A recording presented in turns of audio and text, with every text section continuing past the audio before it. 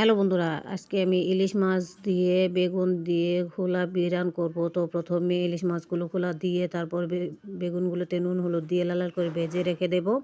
তারপর একটা কড়াইতে পেঁয়াজ কুচি দিয়ে নাড়িয়ে ছাড়িয়ে যখন একটু ভাজা ভাজা হয়ে যাবে তখন এতে আদা রসুন বাটা দিয়ে দিব।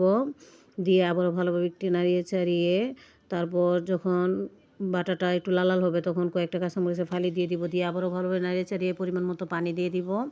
দিয়ে হলুদের গুঁড়া, মরিচের গুঁড়া, পরিমাণ মতো লবণ দিয়ে ভালোভাবে নাড়িয়ে চাড়িয়ে দিব। নাড়িয়ে চাড়িয়ে দেওয়ার পর একটু আদা বাটা দিয়ে দিব। দিয়ে আবারও ভালোভাবে একটু নাড়িয়ে চাড়িয়ে যখন মশলাটা কষানো হয়ে যাবে তখন ভেজে রাখা বেগুনগুলো দিয়ে দিব। দিয়ে আবারও ভালোভাবে একটু নাড়িয়ে চাড়িয়ে দিব।